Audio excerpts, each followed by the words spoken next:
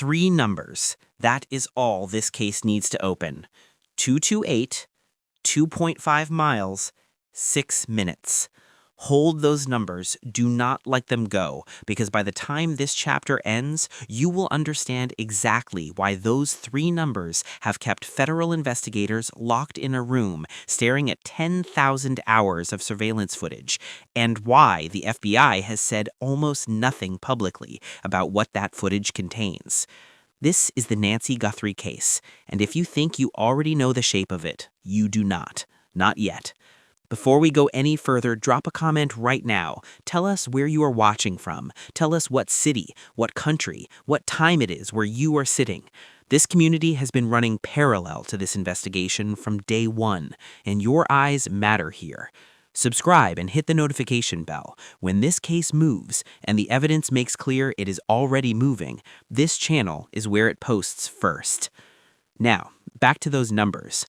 At 2:28 a.m. on February 1st, 2026, a cardiac monitoring application on Nancy Guthrie's iPhone registered a disconnection. Her pacemaker, a device that had been tracking her heart's electrical activity around the clock, lost its Bluetooth link to her phone. That disconnection is not a theory. It is a documented, time-stamped medical data point that investigators confirmed publicly. Senior officials briefed on the investigation told NBC News that this signal loss occurred in the early morning hours of February 1st. The Pima County Sheriff's Department confirmed it. The FBI confirmed it. The timestamp does not lie. Now, understand what that disconnection means forensically. There are exactly 3 scenarios under which a pacemaker monitoring app loses its connection to a paired phone. The phone is moved beyond Bluetooth range from the device. The application is manually disabled, or the person wearing the pacemaker is physically relocated beyond the signal threshold of her own home network. Every single one of those scenarios requires the same operational conclusion. At 2:28 a.m., Nancy Guthrie was being moved. She was 84 years old. She had lived in the same home in the Catalina foothills of Tucson for more than 5 decades. She required daily cardiac medication and depended on that monitoring device for her continued health and safety. At 2:28 a.m., that device recorded the moment her world and her home separated. Now, the second number, 2.5 miles. On Camino Royale, a residential back road running through the northern corridor of Tucson, a neighbor's Ring camera captured footage at 2:36 a.m. A vehicle moving through that corridor at a time when almost no one on that road has a reason to be moving. The Pima County Sheriff confirmed publicly that the timing of this vehicle's appearance aligns with the investigative timeline. The FBI confirmed the same, and then both agencies went silent, completely, deliberately silent, around what that footage shows, what that vehicle is, and where it was heading. NBC correspondent Liz Kitts drove the route between Nancy Guthrie's residence and the location on Camino Royale where the camera captured that vehicle. She chose the path a deliberate driver would choose at 2:30 in the morning, the back road corridor, the path someone takes when the objective is to move quickly and not attract a second glance. That drive took exactly 6 minutes. 2:28 a.m., pacemaker disconnects. Add 6 minutes, you arrive at 2:34 a.m. The vehicle appeared on camera at 2:36 a.m. 2 minutes of margin. And you need to understand that those 2 minutes are not a discrepancy in the timeline. Ask yourself, if you had just moved someone from a locked residence in complete darkness, what would you do before accelerating onto a back road? You check your mirrors. You remove any item obscuring your face. You confirm the road ahead is clear. You take a breath and you compose yourself before you press the accelerator. 2 minutes is the behavioral signature of someone transitioning from the operational phase of a plan to the exit phase. It is not a gap in the evidence. It is evidence. The Pima County Sheriff Chris Nanos stated publicly that the vehicle's appearance is consistent with the investigative timeline. That statement is on the record. That is not a leak, not an anonymous source, not a social media theory. That is the lead agency on this case, placing the vehicle at that location within the window defined by medical monitoring data from a cardiac monitoring device. Now here is what the FBI has not said publicly. They have 10,000 hours of footage. They have cell tower records documenting which devices moved through that corridor between the Catalina foothills and Camino Royale during the window of 2 a.m. to 3 a.m. They have license plate reader data from the routes surrounding that corridor. They have every piece of digital intelligence a federal agency can pull from a geographic area in the 24 hours surrounding a confirmed abduction. And they have made zero public statements about the vehicle's make, its model, its direction of travel, or the name on any registration connected to it. The FBI does not go silent around evidence it does not have. The FBI goes silent around evidence it is protecting. A retired NYPD detective who reviewed the ring camera footage publicly assessed the vehicle as a Kia Soul, a compact crossover, not a van, not an SUV built for cargo, a passenger vehicle. Common, quiet, the kind of car that moves through a residential neighborhood at 2:30 in the morning and registers as nothing. A sleepless neighbor at a window sees it and looks away. That is not an accident. That is a selection. Someone chose that vehicle specifically because it would not be remembered, and design choices reveal the designer. Camino Royale feeds directly into East River Road. From that junction, the driver had immediate access to 4 separate directions: south on Oracle Road toward Tucson City Center and Interstate 19, which runs 60 miles directly to the Mexican border at Rio Rico; west on Campbell Avenue through residential corridors toward a specific part of Tucson's urban grid; north toward Oro Valley, the suburb that sits at the top of the Catalina foothills and is home to a specific individual, whose name this investigation keeps returning to; east into open desert, sparse residential density, dry washes, trailheads, terrain where a former law enforcement official publicly assessed that a person could remain unlocated for months within a 2 to 5 mile radius of Nancy Guthrie's home. The FBI knows which direction that car was traveling at 2:36 a.m. They have not said. And that silence, that specific, deliberate withholding of a single directional detail, means one of two things. They do not want the driver to know they have identified the footage, or they do not want the driver to know they have already traced the direction back to a destination. Either way, the silence is not confusion. It is architecture. 2 names sit at the center of that architecture. 2 men whose documented histories, geographic positions, and behavioral records place them inside this frame of investigation. Not through accusation, through the accumulated, publicly verified, officially confirmed weight of documented fact. One man dropped Nancy Guthrie at her front door 4 hours before she was moved from her home and has not spoken a single public word in over 5 weeks. One man whose physical profile falls precisely within the measurements the FBI established through forensic reconstruction at her front entrance. Tommaso Dominic Evans, 19 years of documented friendship connecting them to each other, and both of them to the same road, the same corridor, the same 6-minute window. The car appeared at 2:36 a.m. The cardiac monitoring device disconnected at 2:28 a.m. The drive between those 2 points takes 6 minutes, but here is what every outlet covering this case has failed to connect. The vehicle alone is not what makes this evidence difficult to challenge.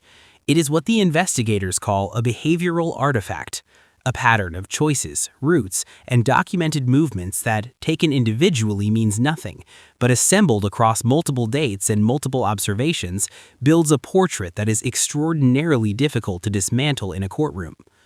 And the behavioral record sitting at the center of this investigation goes back much further than February 1st. How far back it goes and what it shows is where this investigation gets specific. Before the evidence, before the footage, before the names, you need to know exactly who this woman is. Because the moment you understand her life, the targeting becomes impossible to ignore. Nancy Ellen Long was born on the 27th of January, 1942 in Fort Wright, Kentucky. She graduated from the University of Kentucky, married Charles Errol Guthrie on the 28th of December 1963, and built a life that crossed continents. Charles was a mining engineer. His work took their family to Melbourne, Australia, where their youngest daughter, Savannah, was born in 1971. 2 years later, the family landed in Tucson. They settled into a burnt adobe home in the Catalina foothills near Campbell Avenue and Skyline Drive, tucked into the high desert above the city. They planted roots there, and Nancy never left. She raised 3 children, Savannah, Annie, and Cameron, in that neighborhood. She built a career in public relations at the University of Arizona for nearly 2 decades. She became known by colleagues as someone who made the work lighter and the team stronger. When Charles died suddenly of a cardiac event during a work trip to Mexico in 1988, Nancy was 46 years old. She set aside her own grief to hold her family together. Savannah, then 16, would later say on the Today Show that her mother met every hard moment with iron discipline and unshakable faith. She never remarried. She never left the foothills. She lived alone in that same home for more than 50 years. By February 1, 2026, Nancy Guthrie was 84 years old. She had limited mobility. She depended on a pacemaker and required daily cardiac medication to manage her heart condition. Her mind, by all family accounts and confirmed by the Pima County Sheriff, remained completely intact. She was sharp, independent, fixed in her routines. She attended a virtual church service every Sunday morning without exception. When she did not appear on February 1st, a church member called the family. The family searched the home. Then they called 911. Where are you watching from right now? Drop your location in the comments. This community follows this case closer than any outlet covering it, and your presence here matters. Nancy Guthrie did not vanish. She was taken, and the people who took her knew exactly where she was, how she lived, and when she would be alone. Saturday, January 31st, 2026, the last ordinary evening Nancy Guthrie would ever have. At 5:32 p.m., she opened the Uber app on her phone, requested a ride, and made the short trip from her Catalina foothills home to her daughter Annie's house nearby. She had dinner there. She played card games. She spent roughly 4 hours with Annie and Tommaso Cioni, the man Annie had married into the Guthrie family. It was routine. It was comfortable. Nothing about the evening by any account was unusual. At approximately 9:48 p.m., Cioni drove Nancy home. Her garage door opened. It closed again at 9:50 p.m.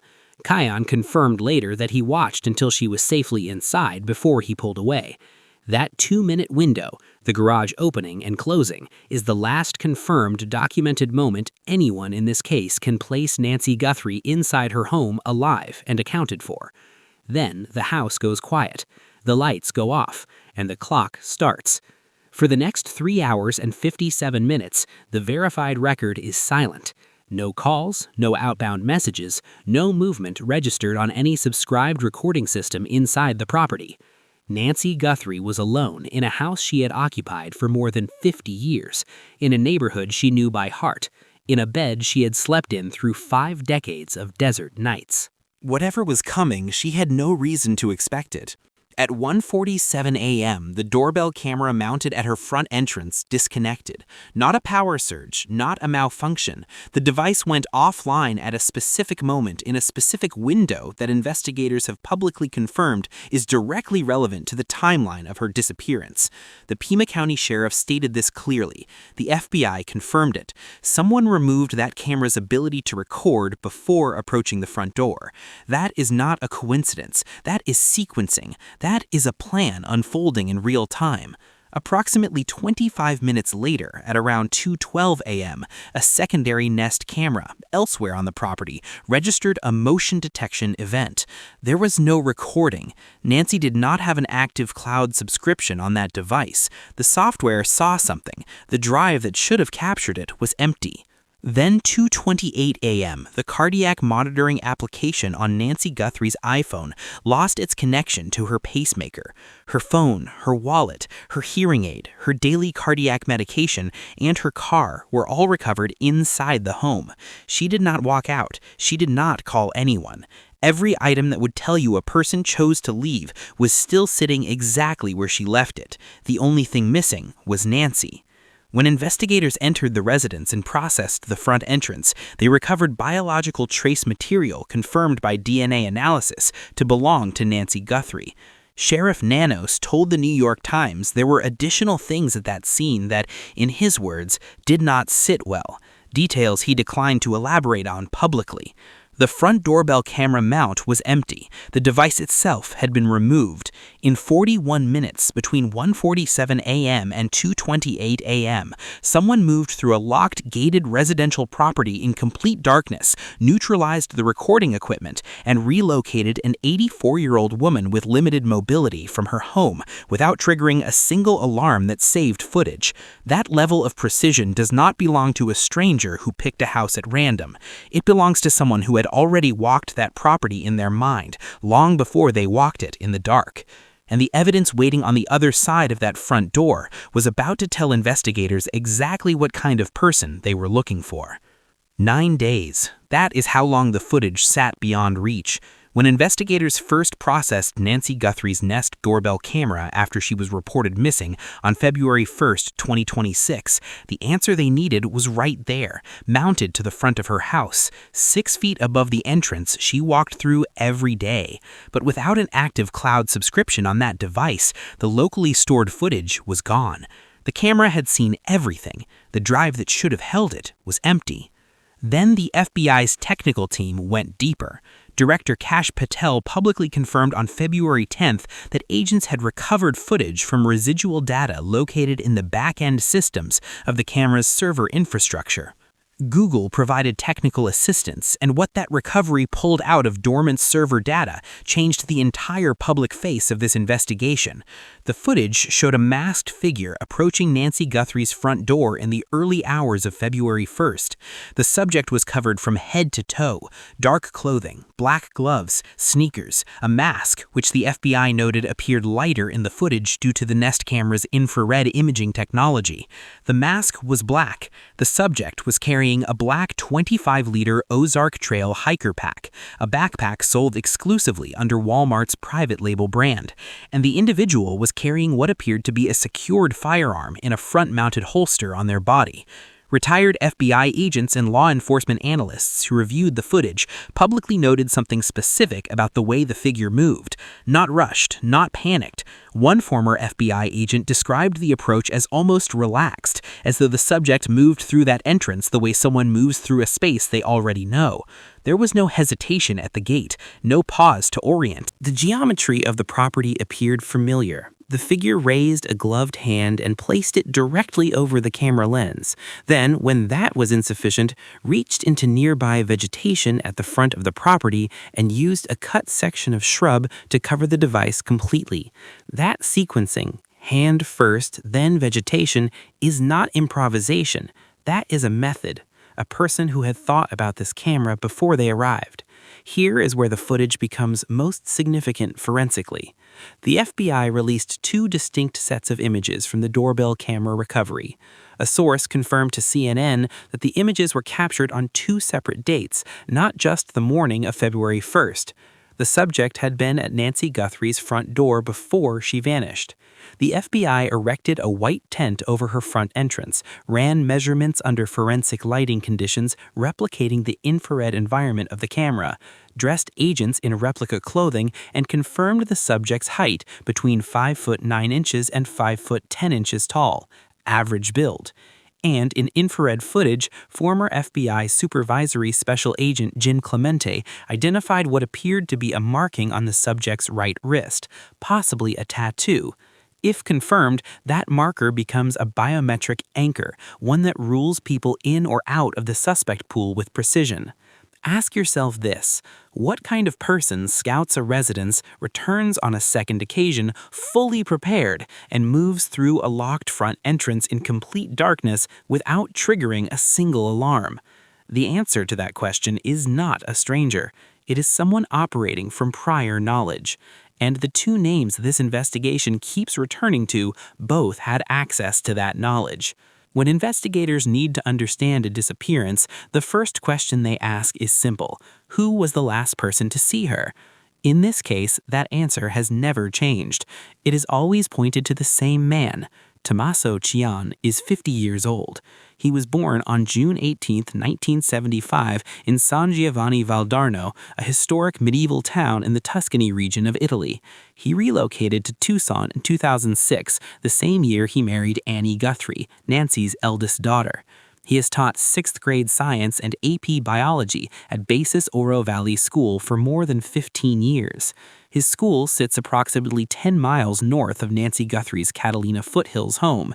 He describes himself in a personal biography on an Italian Cultural Association website as someone who writes when he gets the chance, studies lizards, plays electric bass, and makes homemade pasta. By every external measure, a quiet, private man. He drove Nancy home on the night of January 31st. He confirmed she was inside before he pulled away. His car disappeared from her driveway at 9:50 p.m. And from that moment, the documented record of his involvement in this investigation is both extensive and almost entirely one-sided.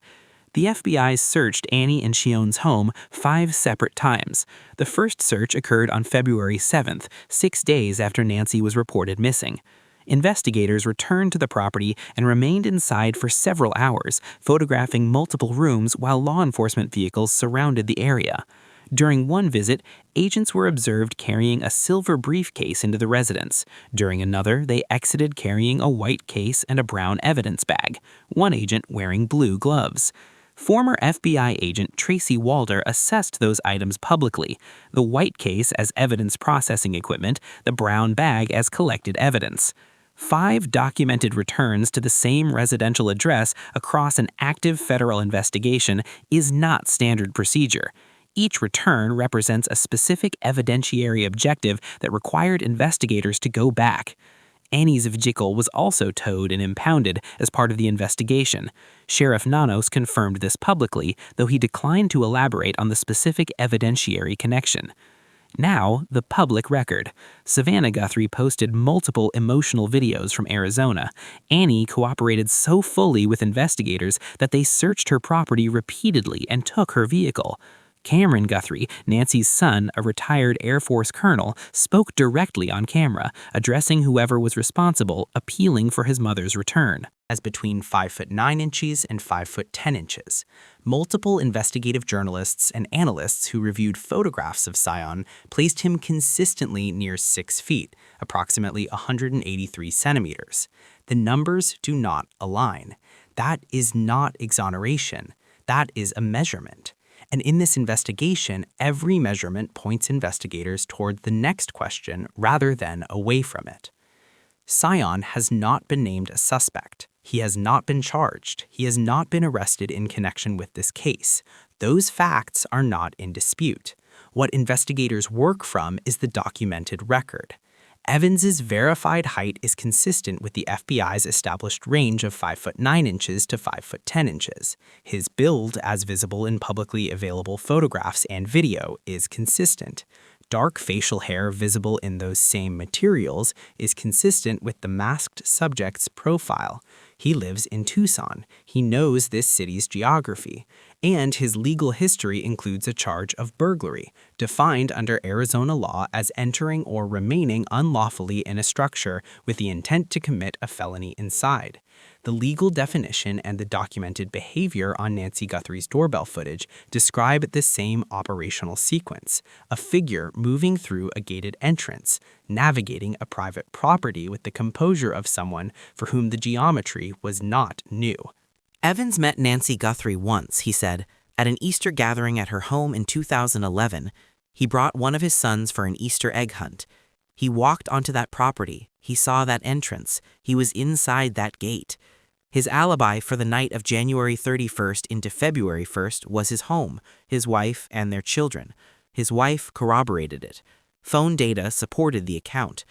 Investigators interviewed him for approximately 40 minutes 1 week into the case and had not contacted him again as of the date of his New York Times interview. What exists is the physical description. What exists is the documented proximity to Cion. And the question this investigation has been asking since the first week is not how many times Evans met Nancy. It is how much Evans knew about her and from whom he learned it. That answer lives inside 19 years of documented friendship. April 2007, Tucson, Arizona. 2 separate people read 2 separate online postings and ended up in the same room. Dominic Evans' drummer had connected with guitarist Walter Gonalves through a Craigslist ad. Tommaso Cioni, already married to Annie Guthrie, already embedded in the Guthrie family, answered a separate posting in the Tucson Weekly. The three of them clicked immediately. They called the band Early Black, indie, post-punk, grunge-tinged. They played local venues across Tucson, traveled occasionally to Phoenix and Flagstaff, shared stages with acts circulating through Arizona's regional indie circuit. In late 2009 and early 2010, they entered Loveland Studios with Tucson engineer Nathan Sabatino and recorded their debut album. The title was Life, Love, Murder. It received positive reviews in the Tucson Weekly. The band continued writing and gigging locally well into the following years.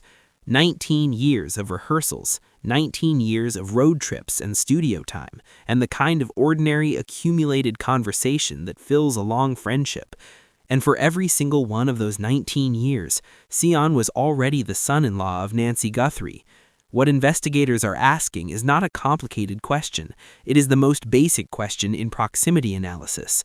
What does a person learn about a family over 19 years of documented friendship with someone who married into it? Not through interrogation, not through surveillance, through conversation. The kind that happens in a car, between gigs, in a rehearsal space after everyone else has gone home, in the ordinary passing of information between two people who trust each other across nearly 2 decades of shared history. Her address, her routines, her medical limitations, her security setup, the layout of her property, the gate at the front of her driveway, whether she had a dog, whether she slept lightly, what time she turned off her lights. Evans confirmed he met Nancy once in 2011 at an Easter gathering at her Catalina Foothills home. He walked onto that property. He passed through that gate. He saw the entrance. That is on the record. But the question investigators are constructing an answer to is not about Easter 2011. It is about the 19-year pipeline of incidental knowledge that flows through ordinary friendship, the way water finds a crack in stone, quiet, invisible, unstoppable. One road connected both men's geographic positions on the morning of February 1st. One friendship built over 19 years connected both men's knowledge of that property.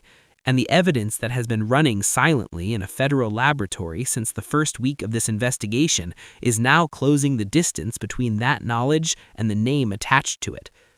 Everything this investigation has built comes down to 4 layers of evidence, not theories, not speculation, documented, verified, officially confirmed forensic and investigative data that has been accumulating in federal files since the morning of February 2nd, 2026. Understand each layer, understand where it stands, because the gap between where that evidence is right now and a name on a charging document is narrower than any public statement has acknowledged. Layer 1, the vehicle. A car appeared on a ring camera on Camino Royale at 2:36 a.m. on February 1st. A retired NYPD detective publicly assessed the footage and identified the vehicle as a Kia Soul, a compact crossover. Common, quiet, a vehicle selected not for size but for invisibility. The Pima County Sheriff confirmed the timing of that vehicle's appearance aligns with the investigative timeline. The FBI confirmed it, and then both agencies went silent about the direction that car was traveling. The FBI has 10,000 hours of footage from the corridors surrounding Nancy Guthrie's neighborhood, ring cameras, license plate readers, and surveillance systems that together map every vehicle that moved through that geography between midnight and dawn on February 1st. They know what that footage shows. They have not said. Layer 2, the gloves. On February 15th, deputies located a black glove approximately 2 miles from Nancy Guthrie's Catalina Foothills home. It visually matched the gloves worn by the masked figure in the doorbell camera footage. It was sent to a private forensic laboratory in Florida for analysis. The DNA recovered from that glove belonged to an unknown male. It was submitted to CODIS, the FBI's Combined DNA Index System, a national database holding over 19 million offender profiles. No match was returned. The glove DNA also did not match any sample recovered inside the residence. On March 2nd, Sheriff Nanos confirmed publicly that the glove DNA had been traced to a local restaurant employee working across the street from where the glove was found. That individual has been cleared entirely. The glove is resolved. The interior profile is not. Layer 3, the home DNA. On February 13th, the Pima County Sheriff's Department confirmed that DNA collected from inside Nancy Guthrie's residence did not match her or anyone in her immediate circle.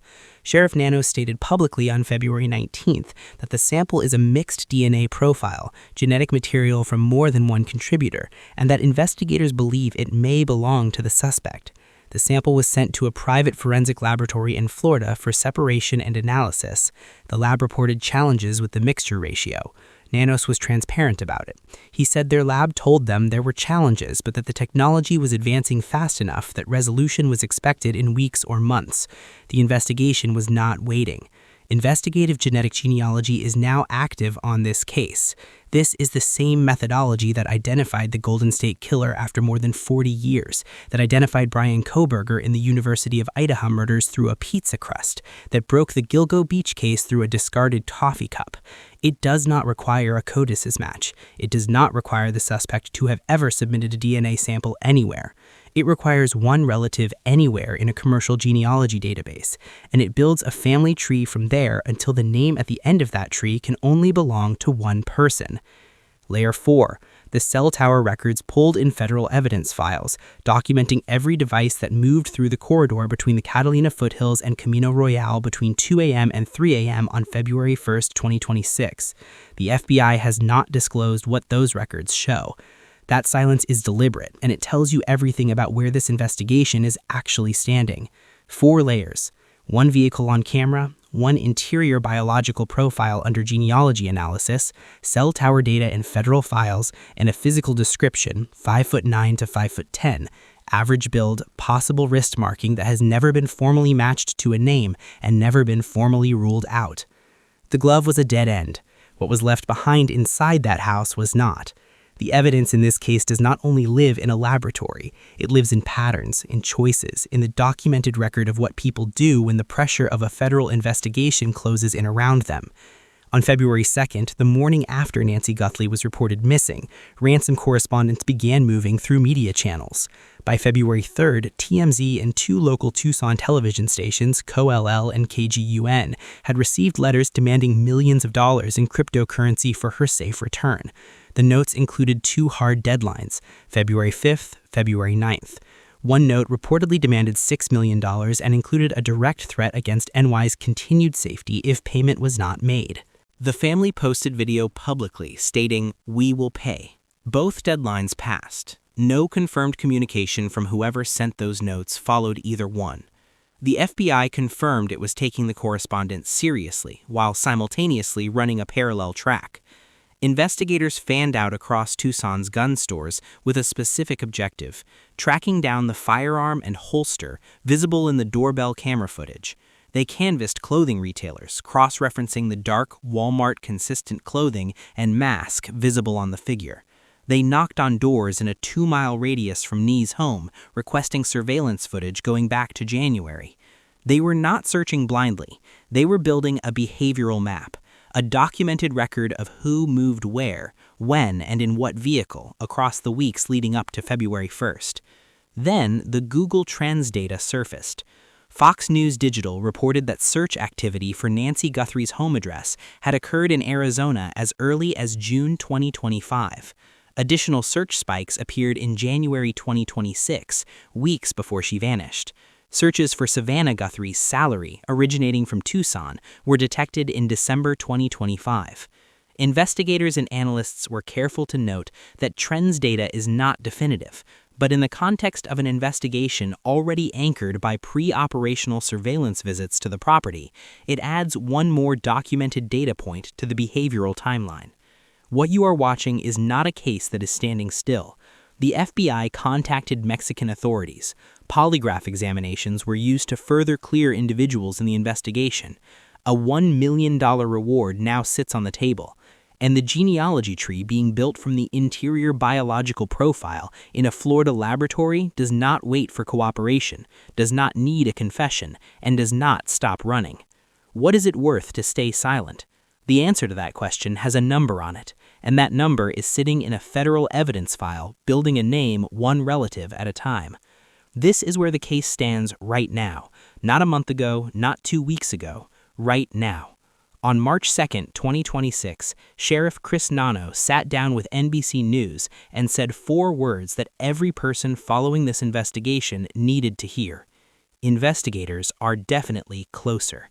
He confirmed that a dedicated team from the Pima County Sheriff's Homicide Unit has been formally embedded with the FBI's Tucson Task Force, with 4 detectives and a personal advance sergeant stationed at the FBI field office working this case full-time alongside federal agents. He stated clearly that he operates under the belief that Nancy Guthrie is still alive. He said there is information in the investigation that he will not share publicly because doing so would compromise the prosecution being built around it. Not the investigation, the prosecution. Then, on March 5th and 6th, something new surfaced.